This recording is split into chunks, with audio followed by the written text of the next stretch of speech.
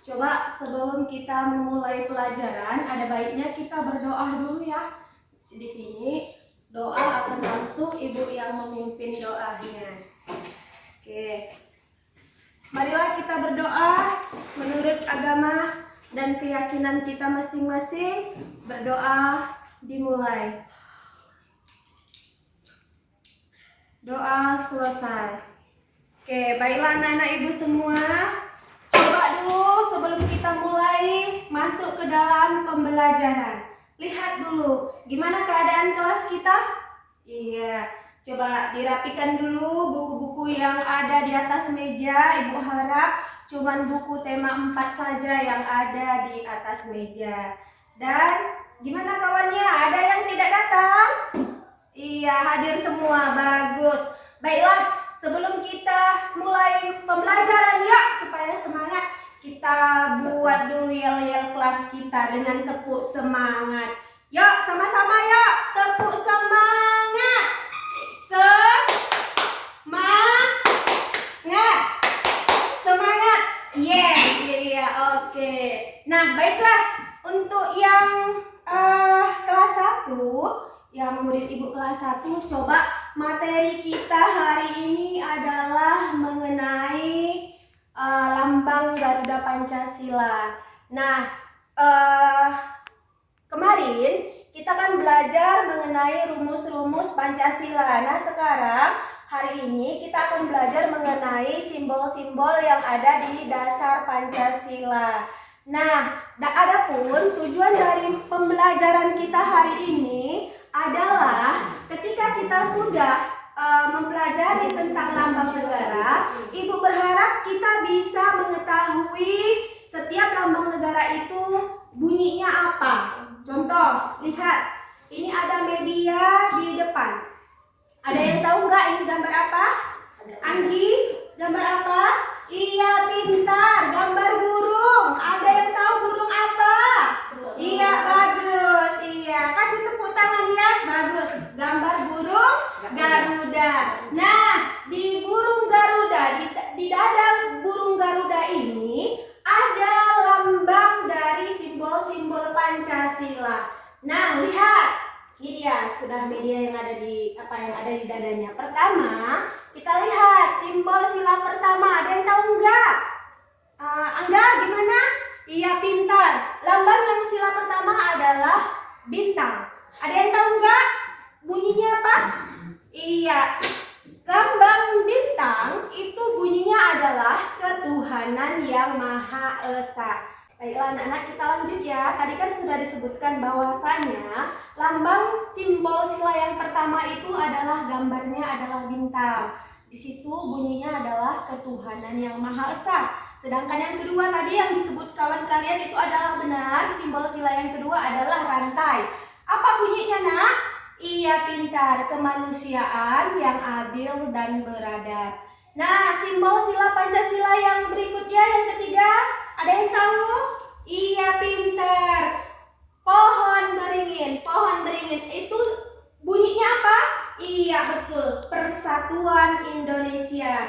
Nah, kalau begitu kita membahas tentang simbol sila yang keempat, yaitu adalah gambar kepala banteng. Yang bunyinya adalah kerakyatan yang dipimpin oleh hikmat kebijaksanaan dalam permusyawaratan perwakilan. Pintar. Oke, yang terakhir. Iya, yang terakhir adalah ini dia, gambar padi dan kapas. Yang bunyinya adalah keadilan sosial bagi seluruh rakyat Indonesia. Nah, dari kelima simbol ini, Ibu akan memberikan tugas kepada kalian. Di sini coba lihat di media. Nah, di media ini kan cuma ada gambar saja ya, Nak. Di media cuma ada gambar saja. Kalau tugas kalian adalah coba tadi yang sudah sama-sama kita sebutkan simbolnya, dari simbol bintang, kemudian rantai, pohon beringin, kemudian ada kepala banteng dan padi dan kapas. Ini coba kalian tuliskan bunyi dari kelima Pancasila ini. Oke, anak-anak Ibu, bagaimana? Sudah mengerti belum? Iya, sudah mengerti dengan tugasnya. Baiklah, silahkan bekerja untuk anak ibu yang kelas 1. Jangan ribut, tolong dikerjakan yang baik dan benar di buku latihannya. Oke, terima kasih. Oke, untuk anak ibu yang kelas 2, ya, materi kita hari ini adalah tentang bangun datar dan bangun ruang. Nah, semalam kan kita sudah belajar mengenai tentang materi kita yang berhubungan dengan bangun datar dan bangun ruang. Nah, sekarang coba lihat dari bangun datar dan bangun ruang materi kita hari ini. Ibu mau kalian coba mengamati benda-benda yang ada di dalam kelas kita. Benda-benda yang ada di dalam kelas kita ini yang memiliki bentuk bangun datar dan bangun ruang. Sesudah ibu jelaskan tentang pengertian bangun datar dan bangun ruang. Nah, di sini ibu mau menjelaskan bangun datar itu apa? Bangun datar itu adalah bangun yang memiliki panjang dan lebar. Nah, coba ada yang bisa nggak menyebutkan salah satu benda yang ada di dalam kelas kita yang memiliki panjang dan lebar? Ada? Iya, pintar. Salah satunya apa dia? Salah satunya contohnya adalah papan tulis, ya. Papan tulis yang ada di depan ini adalah termasuk bangun datar. Dia memiliki panjang dan lebar. Oke, apalagi benda-benda yang di dalam kelas kita? Bangun datar, contoh dari bangun datar, iya pintar, yaitu gambar yang ada di depan juga.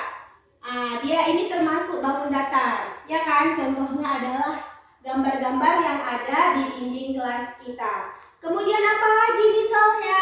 Ada misalnya rautan, ya, rautan pensil, misalnya berbentuk lingkaran. Itu juga termasuk bangun datar. Nah, itu adalah salah satu contoh bangun datar. Kemudian kita kan sudah mempelajari tentang bangun datar. Sekarang ibu mau menjelaskan tentang bangun ruang. Apa itu bangun ruang? Bangun ruang itu adalah benda yang memiliki panjang dan lebar serta tinggi dan dia memiliki ruangan. Contohnya apa benda yang di dalam kelas kita? Rani, coba sebutkan. Iya, pintar. Contohnya adalah lemari yang ada di depan kita. Ini adalah salah satu contoh bangun ruang yang memiliki panjang, lebar, serta tinggi, sehingga dia memiliki ruang. Apalagi selain itu contohnya? Iya, ada misalnya keranjang sampah yang ada di depan kelas kita. Itu juga termasuk salah satu contoh bangun ruang. Nah, ibu kan sudah menjelaskan ya, apa itu bangun datar dan bangun ruang. Kita kan sudah mengamati nih benda-benda yang ada di dalam kelas kita. Sekarang kelas 2, coba dulu kalian klasifikasikan, kelompokkan benda-benda, amati dulu benda-benda yang ada di dalam kelas kita. Kemudian kalian kelompokkan mana benda yang termasuk ke dalam bangun ruang dan mana benda yang termasuk ke dalam bangun datar. Sudah mengerti tugasnya yang kelas 2? Oke, pintar. Nah, ibu kira ibu kasih waktu cuma 5 menit saja, harus diselesaikan untuk menyelesaikan mencari bangun datar dan bangun ruangnya. Bu tunggu ya. Baiklah anak-anak ibu yang kelas 1, tadi tugas sudah semuanya ibu periksa dan bagus, benar semua. Nah, sekarang kesimpulan dari materi kita hari ini adalah lambang negara Indonesia itu merupakan Garuda Pancasila, gambar Garuda Pancasila yang di depan. Ini adalah merupakan lambang dari negara kita Pancasila. Adapun di dada burung Garuda ini memiliki simbol-simbol atau lambang-lambang dari Pancasila yang sudah kita kerjakan. Jadi harapan ibu, setelah kita memahami dari isi dari Pancasila, hendaknya itu bisa kita amalkan di dalam kehidupan kita sehari-hari. Nah, untuk yang kelas 2, kita tadi kan sudah belajar mengenai bangun datar dan bangun ruang. Dan harapan ibu kepada kita semua, setelah kita nanti berada di dalam kelas maupun nanti sudah pulang ke rumah masing-masing, kita setiap benda-benda yang ada di rumah maupun di dalam kelas, kita bisa membedakan manakah benda yang termasuk bangun datar dan mana benda yang termasuk bangun ruang.